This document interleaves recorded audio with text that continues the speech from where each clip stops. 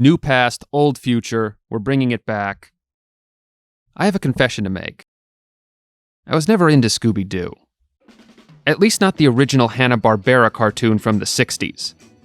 I remember sitting there as a kid watching the show and always being able to figure out who the villain was within the first few minutes, and if you can't fool a 6-year-old, something is very wrong here. I could never get into the live-action movies either, well cast though they were.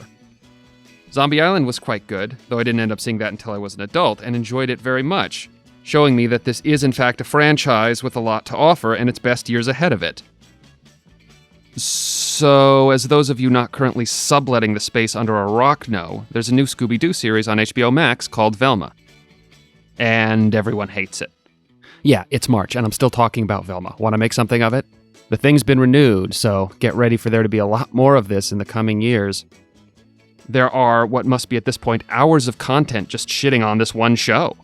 There are people who defended Ghostbusters 2016 who threw up their hands and collectively said that Velma was a bridge too far. Get out of my friend, Ghost! Seems 1,000 centuries ago.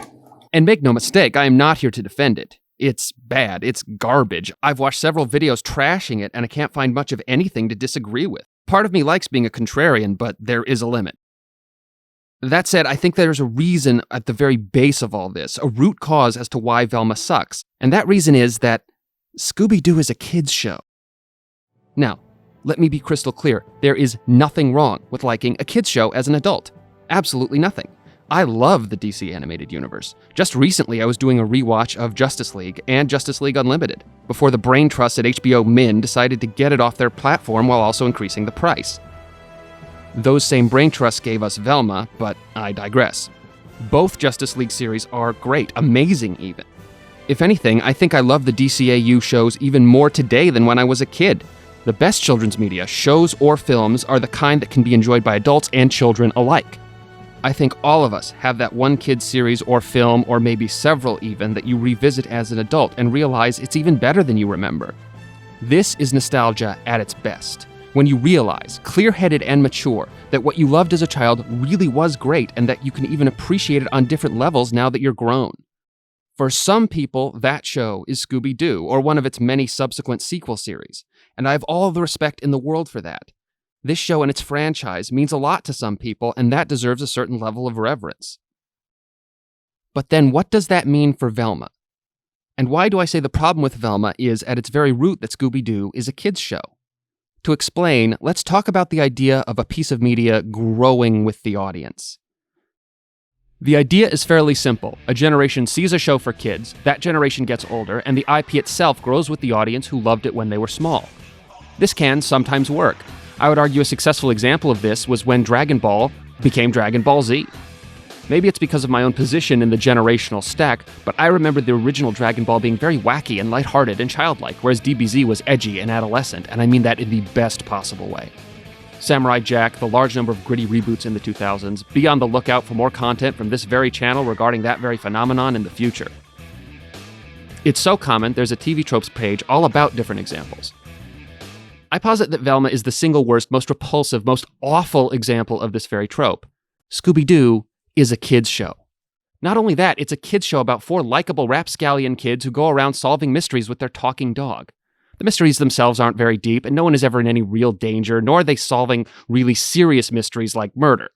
It's a fun show about a hodgepodge of personalities who always win the day and unmask the nefarious insurance salesman, or whatever, at the end. There's something so vile, so utterly repulsive about a bunch of jaded, too-cool-for-school fucking Hollywood writers looking at Scooby-Doo and saying, hey, you know what this needs? Sex! And cringe gender politics, and race jokes, and meta-humor, and cockroach rogerings. After all, we have to grow with the audience. No. No. This isn't growing with the audience, and if it is, that very concept needs to be thrown into the bin. Scooby-Doo is for kids. It is so utterly offensive to me that these vile hacks stole this IP from the children to whom it belongs and are trying in vain to make some cheeky teen sex comedy that's self-aware and oh so horrifically preachy. But it's self-aware about its preachiness, and self-aware meta-humor automatically means it's good, right? Right?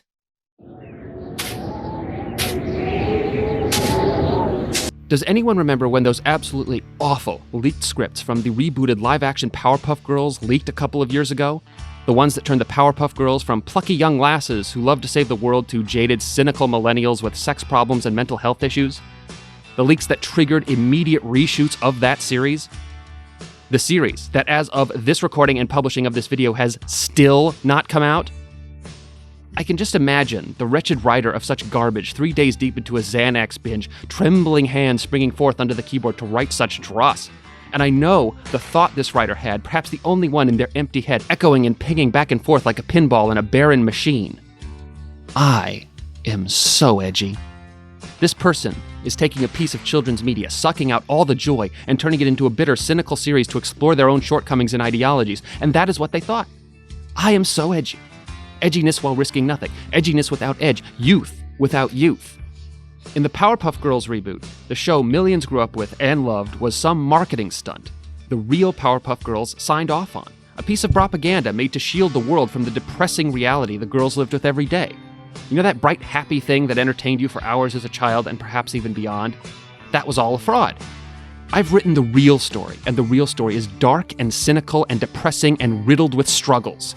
I am so fucking edgy. But as bad as that was, Velma is even worse. At least the Powerpuff Girls reboot had the decency to never come out, at least as of now. And the worst part about it is that both of these train wreck series have the nerve, the unmitigated gall, the unvarnished temerity to call themselves the true story of the characters. My name is Velma Dinkley, and this is my origin story. I've decided to finally share the bone-chilling events that drove me to assemble the greatest team of spooky mystery solvers ever. Yeah, it was me, not Fred and his weird sex fan. This is my story, told my way. Scooby-Doo is a kids show, so make a kids show. Make a smartly written kids show with involving characters and interesting mysteries that adults and children will be able to enjoy for decades to come.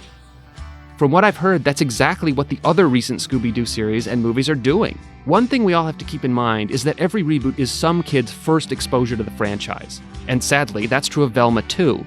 Instead of an excellent piece of media made for them, that their parents can enjoy with them and that adult fans of Scooby-Doo can get into all over again, they get edge without edge, comedy without jokes, social commentary without insight, self-aware humor without any introspection. Scooby-Doo, quite literally, without Scooby-Doo, the dog isn't in the show. It legitimately saddens me that some child's first experience with such a long-running, beloved franchise is going to be this. There's a vast swath of entertainment for us, for adults. We don't need to steal entertainment from children, especially when so many of us, myself included, love well-written animated media for kids. Scooby-Doo is for kids. Velma is for no one. This culture is for us all. New past, old future, we're bringing it back.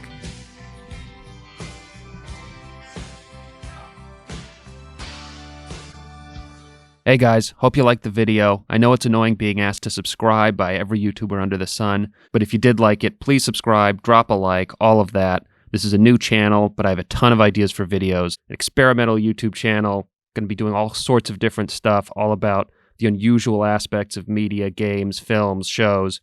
Watch this space. Thanks for watching once again. I'll see you guys soon.